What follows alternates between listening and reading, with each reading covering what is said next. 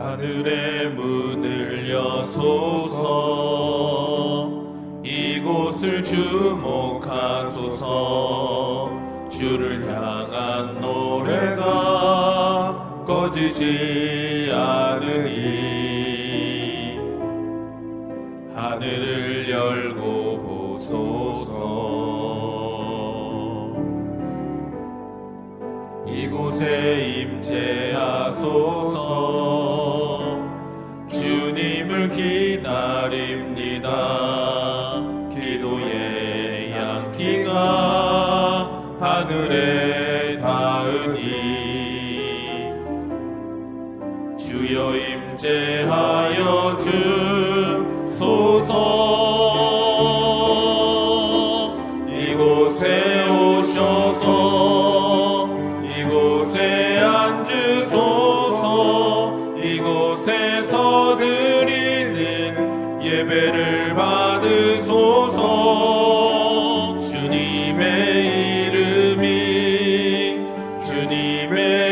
이름만이 오직 주의 이름만 이곳에 있습니다. 사도신경으로 우리의 흔들리지 않는 신앙을 고백합니다. 전능하사 천지를 만드신 하나님 아버지를 내가 믿사오며 그 외아들 우리 주 예수 그리스도를 믿사오니 이는 성령으로 잉태하사 동정녀 마리아에게 나시고 본디오 빌라도에게 고난을 받으사 십자가에 못 박혀 죽으시고 장사한 지 사흘 만에 죽은 자 가운데서 다시 살아나시며 하늘에 오르사 전능하신 하나님 우편에 앉아 계시다가 저리로서 산자와 죽은 자를 심판하러 오시리라. 성령을 믿사오며 거룩한 공예와 성도가 서로 교통하는 것과 죄를 사하여 주시는 것과 몸이 다시 사는 것과 영원히 사는 것을 믿사옵나이다. 아멘. 앉으셔서 찬송가 94장 찬양하겠습니다.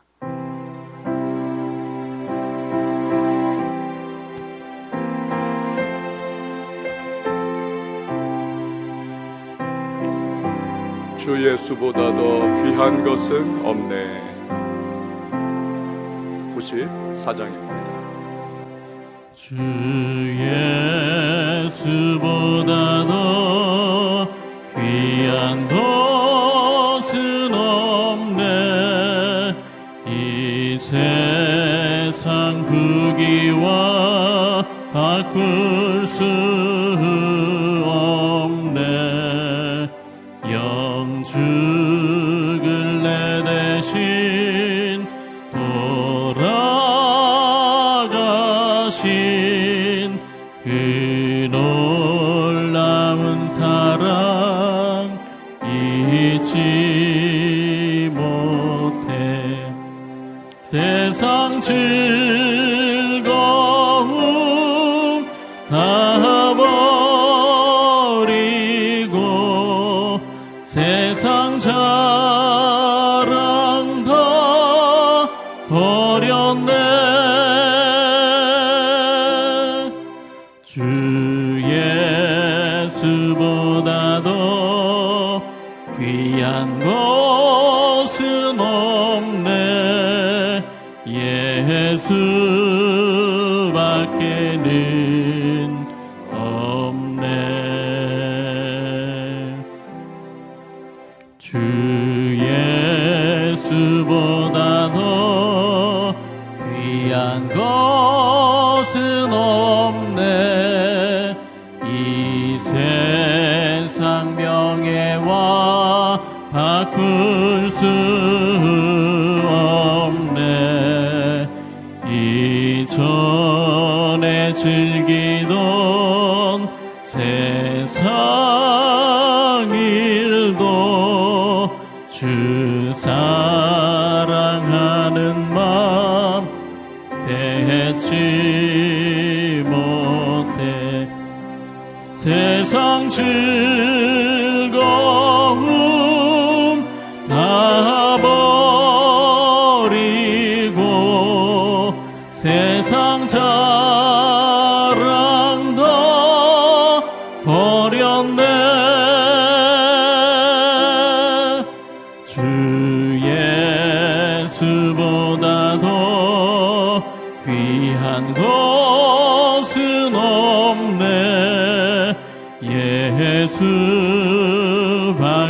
예수밖에는 없네.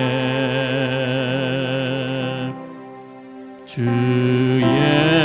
예수보다 더 귀한 것은 없네. 이 세상 행복과 바꿀 수 없네. 유혹과 핍박이 몰려와도 주 섬기는 내 맘 변치 않아. 세상 즐거움 다 버리고 세상 자랑 다 버렸네. 주 예수보다 더 귀한 것은 없네. 예수 밖에는 없네. 하나님의 말씀은 로마서 1장 8절에서 17절 말씀입니다. 로마서 1장 8절에서 17절 말씀 제가 봉독하도록 하겠습니다. 먼저 내가 예수 그리스도로 말미암아 너희 모든 사람에 관하여 내 하나님께 감사함은 너희 믿음이 온 세상에 전파됨이로다. 내가 그의 아들의 복음 안에서 내 심령으로 섬기는 하나님이 나의 증인이 되시거니와 항상 내 기도에 쉬지 않고 너희를 말하며 어떻게 하든지 이제 하나님의 뜻 안에서 너희에게로 나아갈 좋은 길 얻기를 구하노라. 내가 너희 보기를 간절히 원하는 것은 어떤 신령한 은사를 너희에게 나누어 주어 너희를 견고하게 하려 함이니 이는 곧 내가 너희 가운데서 너희와 나의 믿음으로 말미암아 피차 안위함을 얻으려 함이라.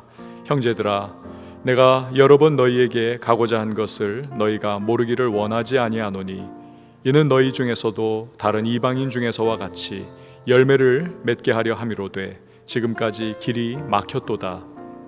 헬라인이나 야만인이나 지혜 있는 자나 어리석은 자에게 다 내가 빚진 자라. 그러므로 나는 할 수 있는 대로 로마에 있는 너희에게도 복음 전하기를 원하노라.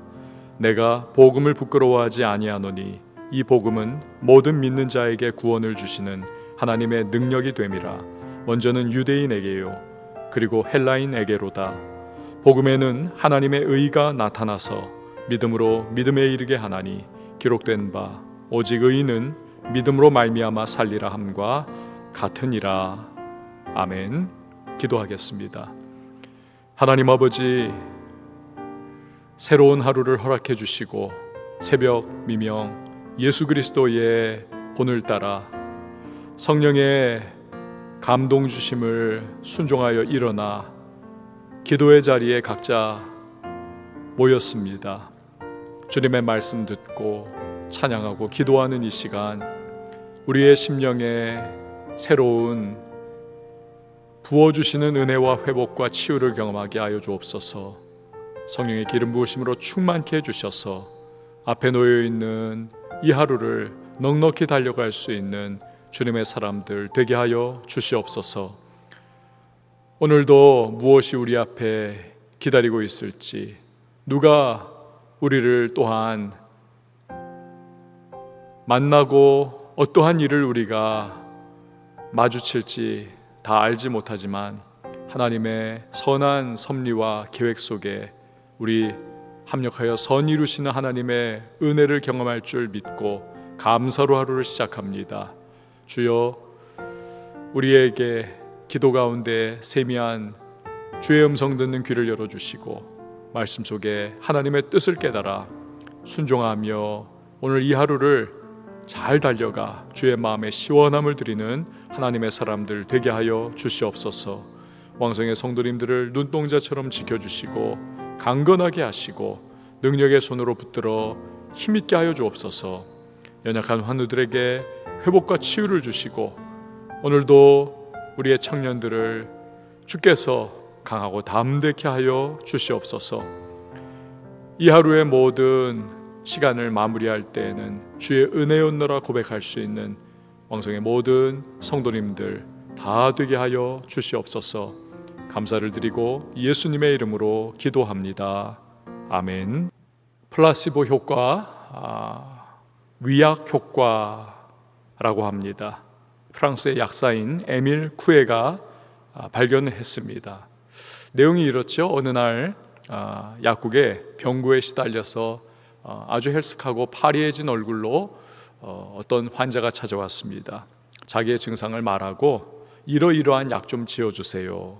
그러나 약사였던 에밀 쿠에는 그 약을 선뜻 내주지를 못합니다. 왜냐하면 환자가 말한 이 약은 사실은 보니까 그 병과 관계가 없는 약인 것입니다. 심지어는 자칫 부작용까지 일으킬 수 있는 그러한 약이었습니다. 그 약은 부작용을 일으킬 수 있어요. 또 약효도 그 병에는 없어요. 설명을 해도 환자는 굳이 우기는 겁니다. 그 약을 달라는 겁니다. 그 약 먹어야만 낫는다는 겁니다. 하는 수 없이 약을 조제해 주었습니다. 불상사 생겨도 책임질 수 없다. 확약을 받았습니다. 며칠 지났습니다. 그런데 놀랍게도 그 환자가 얼굴이 아주 싱싱해져 가지고 혈색이 잘 도는 얼굴로 찾아왔다는 것입니다. 그리고는 고맙다고, 다 나은 것 같다고 인사를 하고 갑니다. 에밀 쿠에는 너무 신기했던 겁니다. 그리고는 여러 날 고민하고 연구를 합니다. 그 결과 한 가지 결론에 도달합니다. 즉 환자는 약의 효능 때문에 치료가 된 것이 아닙니다.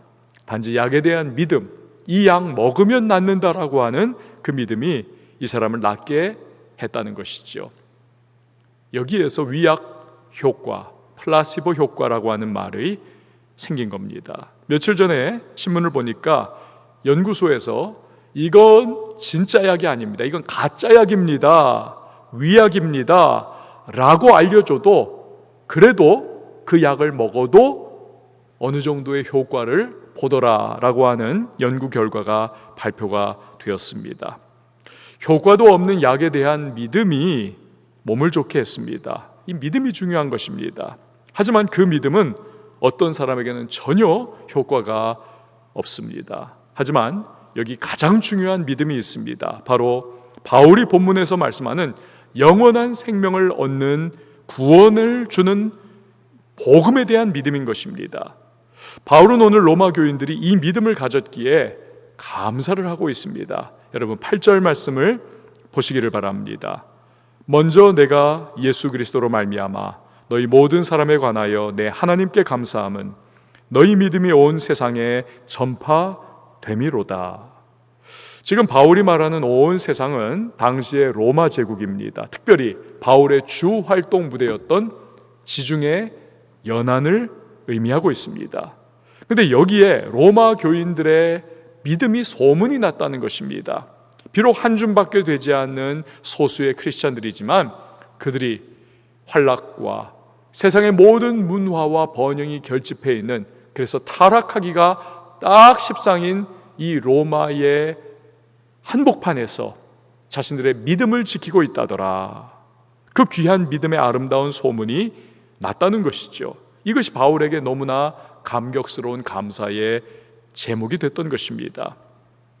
우리가 신앙생활하면서 믿음이 생기면 변화가 일어납니다. 그 중에서 뚜렷한 것이 무엇일까요? 감사의 제목이 바뀌는 것입니다. 과거 믿음을 갖기 전에는 살아있는 믿음을 의미하는 겁니다. 그 전에는 내가 가지고 있는 재물이 감사의 자랑거리였습니다. 내가 가진 조건과 환경과 백그라운드와 같은 소유의 부분들이 나의 자랑거리였었습니다. 이게 바울이 사울이었을 때의 모습이죠. 어제도 말씀드렸듯 유대교의 전통을 가지고 있던 사람입니다. 다 배웠어요. 헬라 문화에 그는 푹 쩔어 있으면서 익숙했던 사람입니다. 날 때부터 로마 시민권이라고 하는 엄청난 특권을 가지고 있던 사람입니다. 이게 그의 조건이었습니다. 하지만 믿음이 뿌리 내리면 그때부터는 다른 것이 다 후순위가 되어버립니다. 가장 첫 번째 감사 제목은 바로 믿음이라고 하는 것입니다. 내가 믿음을 가졌다. 이게 감사의 조건이 되는 겁니다. 사울이 바울이 되는 것이죠. 그때부터는 이 믿음이 있기에 하나님의 청함받은 자라고 하는 아주 자랑거리였던 이름을 벗어버리고 작은 자, 예수의 종의 이름을 오히려 자랑하며 감사하며 살 수가 있는 것입니다. 이 믿음을 소유했느냐의 문제로 지금도 수많은 어머니들이 가슴 아파합니다. 수많은 아내들이 눈물을 흘립니다. 자녀가, 남편이 이 믿음이 없기 때문에 통곡하고 애통해하는 것이죠. 반면에 가진 것 없습니다. 뛰어난 것 없습니다. 하지만 자식이, 남편이 믿음이 좋으면 어떨까요? 감사가 솟아나는 것입니다. 평소에는 이 믿음이 별것 아닌 것과 같이 여길 수 있습니다. 하지만 삶과 죽음의 기로에 놓이면 다른 모든 것은 사실 아무것도 아니라는 것을 깨닫습니다. 쓸데없는 것입니다. 가지고 갈 수 없습니다. 영원한 심판대 앞에서 다른 모든 것들은 나를 구해줄 수가 없습니다. 대한민국 최고의 대기업을 창업했던 그 창업주가 죽음을 앞에 두고 의사에게 내 목숨을 연장시켜주면 내 재산의 절반을 당신에게 주겠다. 하지만 최고의 의료진이 달라붙어도 그의 목숨을 누릴 수는 없었습니다. 가진 것 다 쓸데없는 것이죠. 그런데 평소에는 별것 아닌 것과 같은 이 믿음이야말로 삶과 죽음의 그 순간 영원한 능력을 발휘하는 것입니다. 우리를 영원한 구원과 천국으로 들어가는 문을 바로 이 믿음이 열어주는 것입니다. 장례식을 집례해 보면 확연히 알 수 있는 것은 귀한 믿음을 소유한 분의 장례식은 분위기가 다릅니다. 영적인 감도가 다릅니다. 장례를 집례할 때도 아주 부드럽게 장례가 집례가 되고 은혜가 있습니다. 집례가 아주 편안합니다. 그런데 교인이기는 한데 신앙생활이 이리저리 휘둘리던 분들, 그러한 분의 장례는 사실은 힘이 듭니다. 뭔가 영적으로도 집중력이 안 잡히고 어수선한 느낌을 갖습니다. 은혜가 임하는 느낌이 별로 들지를 않습니다. 그때마다 믿음이라고 하는 것은 살아 생전에도 그렇고 죽은 후에도 영적 영향력을 분명히 남기는구나 생각합니다. 그렇죠. 장례에 임하는 자녀분들, 그 유가족분들의 태도와 분위기도 그렇고 결국 가문의 믿음을 좌우하기 때문에 그렇습니다. 오늘 바울은 그 감사의 제목이 로마 교인들의 믿음에 대한 감사였습니다. 저와 여러분의 감사의 제목도 자녀에게 금보다 귀한 믿음을 주셔서 하나님 감사합니다. 가족 식구 모두 믿음을 갖게 해주셔서 감사합니다. 이런 감사가 돼야 하지 않겠습니까? 바울은 로마 교인들에게 오랜 소원이 있었음을 피력을 하고 있습니다. 그것은 로마에 빨리 가고 싶었던 것입니다. 9절에서 10절 말씀을 보시기를 바랍니다. 9절에서 10절 보면 내가 그의 아들의 복음 안에서 내 심령으로 섬기는 하나님이 나의 증인이 되시거니와 항상 내 기도에 쉬지 않고 너희를 말하며 어떻게 하든지 이제 하나님의 뜻 안에서 너희에게로 나아갈 좋은 길 얻기를 구하노라. 자, 그렇다면 바울이 로마행을 그렇게도 소원했던 이유가 과연 무엇일까요? 11절과 12절 말씀을 보시기를 바랍니다. 내가 너희 보기를 간절히 원하는 것은 어떤 신령한 은혜를 너희에게 나누어 주어 너희를 견고하게 하려 함이니 이는 곧 내가 너희 가운데서 너희와 나의 믿음으로 말미암아 피차 안위함을 얻으려 함이라. 아멘. 여기서 바울은 로마 교인들에게 내가 빨리 로마에 가서 너희에게 어떤 신령한 은사를 나누어 주기를 원한다는 것입니다. 이 은사가 과연 무엇입니까? 여기서 은사는 여러분 잘 아시는 카리스마라고 하는 단어입니다. 선물이라고 하는 뜻을 가지고 있습니다. 은사, 카리스마, 선물입니다. 그런데 이것은 카리스, 즉 은혜로 주어지는 카리스마, 선물인 것입니다. 과연 이것이 무엇입니까? 무엇이 우리에게 은혜로 주어지는 선물입니까? 그렇습니다. 바로 예수 그리스도의 복음인 것입니다. 로마 교인들은 지금 예수를 믿고 있는 사람들입니다. 하지만 어떠한 사도적인 권위를 가진 분으로부터 체계적인 복음의 메시지를 정립받지를 못한 것입니다. 튼튼한 건실한 성도들로 아직 자라지 못한 것이죠. 단지 간단한 복음을 전해 듣고 예수께로 돌아온 정도의 수준인 것입니다. 그러니 바울은 그들을 속히 만나서 지난 20년 동안 복음을 힘있게 전했던 베테랑 복음 전도자로서 가진 그 복음의 핵심적이고 구체적인 내용을 로마의 성도들에게 속속 전해주기를 원하는 것입니다. 그것이야말로 그들에게 하나님의 은혜, 카리스로 주어지는 선물, 카리스마가 되는 것입니다. 그들의 영을 든든하게 세우는 복음을 전해주기를 원했던 것이죠. 여러분, 우리가 믿는 기독교 신앙에 있어서 말씀이라고 하는 것이 너무나 중요합니다. 이번에 코로나19로 인해 교회가 폐쇄되고 예배를 함께 공동체로 드리지 못하면서 우리 성도님들이 얼마나 힘들어 하십니까? 그러나 난지도에서도 꽃은 피어나는 것과 같이 이 와중에도 많은 분들로부터 말씀으로 인해서 은혜 받았다는 이야기가 여기저기에서 들려오고 있습니다. 큐티 본문인 시편으로부터 너무나 많은 은혜를 묵상의 순간순간 받았다는 것입니다. 전에는 평안할 때는 똑같은 본문을 보고 똑같은 시편을 여러 번 읽었음에도 불구하고 그냥 넘어갔던 말씀들이라는 겁니다.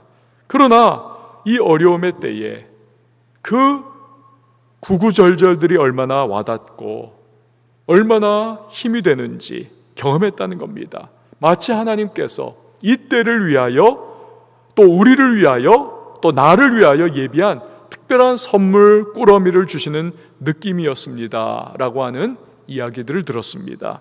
이걸 경험하면서 우리는 다시 한번 확인하는 것이 무엇입니까? 말씀이야말로 복음의 구체적인 내용이야말로 우리에게 주시는 하나님의 가장 귀중한 은사요 선물, 카리스마라는 사실입니다. 그렇기에 성도는 늘 말씀을 가까이 해야 합니다. 늘 말씀을 읽고 묵상하고 내 마음과 영혼에 입력해야만 하는 것입니다. 입력이 있어야 출력이 있습니다. 말씀을 내 안에 입력해야, 집어넣어야 인생의 어려움과 고난의 때를 직면했을 때 성령께서 내 심령 안에 입력된 말씀을 깨닫게 하십니다. 기억하게 하십니다. 생각하게 하십니다. 그 말씀이 나를 일으켜 세우는 힘이 되는 것입니다. 오늘 바울은 로마 성도들에게 바로 복음의 말씀을 전해주기를 원합니다. 그런데 계속 로마로 가는 길이 막혔으니 얼마나 안타깝겠습니까? 13절 말씀에 그 안타까움을 이렇게 표현을 합니다. 형제들아, 내가 여러 번 너희에게 가고자 한 것을 너희가 모르기를 원하지 아니하노니 이는 너희 중에서도 다른 이방인 중에서와 같이 열매를 맺게 하려 함이로되 지금까지 길이 막혔도다. 답답하다는 거예요. 안타깝다는 겁니다. 가고자 했으나 못 가는 심정. 하지만 바울은 복음 빚진 자의 마음을 가지고 있습니다. 주님이 주신 용서와 구원의 은혜를 내가 어떻게 하면 갚을 수 있을까? 그것은 속히 되도록 많은 사람에게 내가 이 복음을 전하는 것이야. 그 마음 가지고 있는 겁니다. 14절에서 15절 말씀을 보시기를 바랍니다. 헬라인이나 야만인이나 지혜 있는 자나 어리석은 자에게 다 내가 빚진 자라. 그러므로 나는 할 수 있는 대로 로마에 있는 너희에게도 복음 전하기를 원하노라. 헬라 문화의 지혜를 가진 자나 그렇지 못한 자나 관계없이 다 빚진 자의 심정으로 그들에게 복음 전하기를 원하는 복음 마음에 불타오르는 바울의 모습을 우리는 보는 것입니다. 바울은 헬라 철학을 잘 알고 있던 사람입니다. 그가 아는 헬라 철학자들은 분명히 복음의 정수인 예수 그리스도의 부활을 듣는 그때마다 코웃음을 쳤던 사람들입니다. 부활이라는 것이 말이냐 되냐는 겁니다. 합리적이고 과학적인 헬라 철학의 부활은 스며들 곳이 없었던 겁니다. 그런 말을 하는 바울을 마치 사기꾼처럼 그들은 대했습니다. 하지만 바울은 여기서 분명한 자기 자신의 믿음을 선포합니다. 16절 말씀을 보시기를 바랍니다. 내가 복음을 부끄러워하지 아니하노니 이 복음은 모든 믿는 자에게 구원을 주시는 하나님의 능력이 됨이라.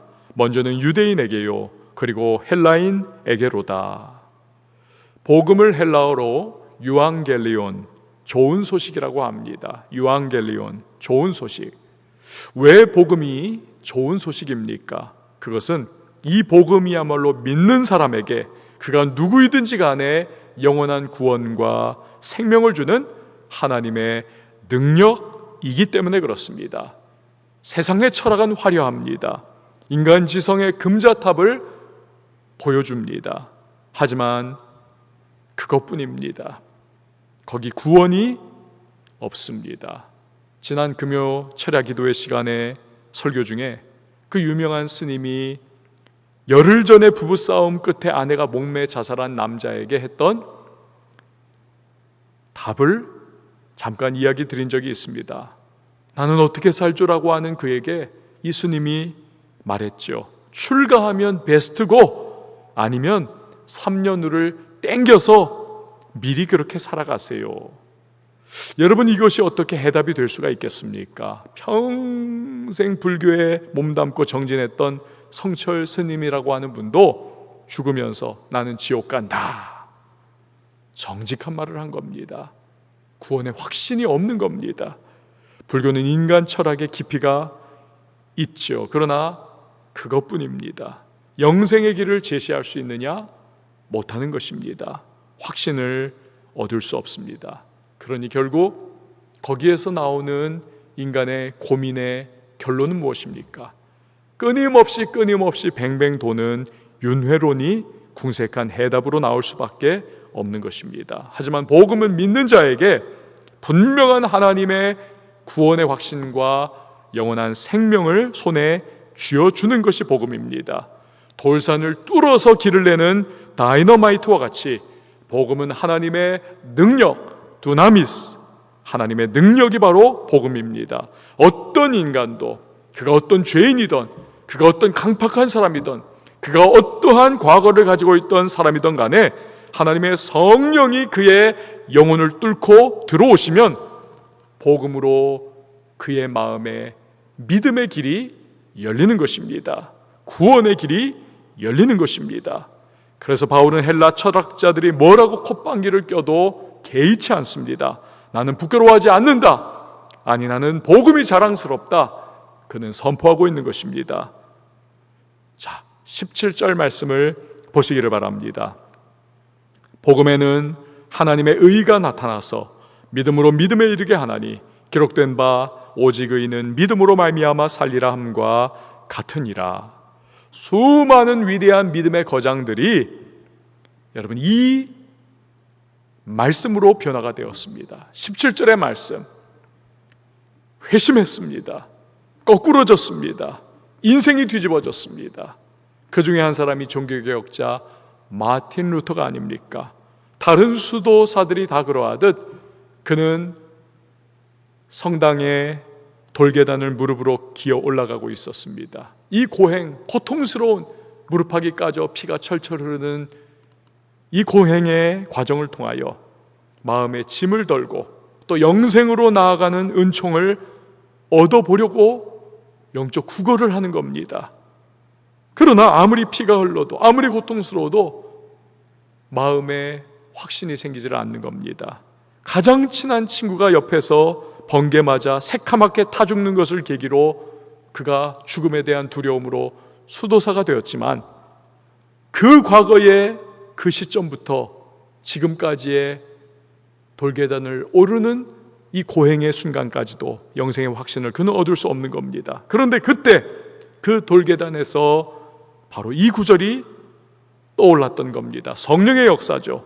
복음에는 하나님의 의가 나타나서 믿음으로 믿음에 이르게 하나니 기록된 바 오직 의인은 믿음으로 말미암아 살리라 함과 같으니라.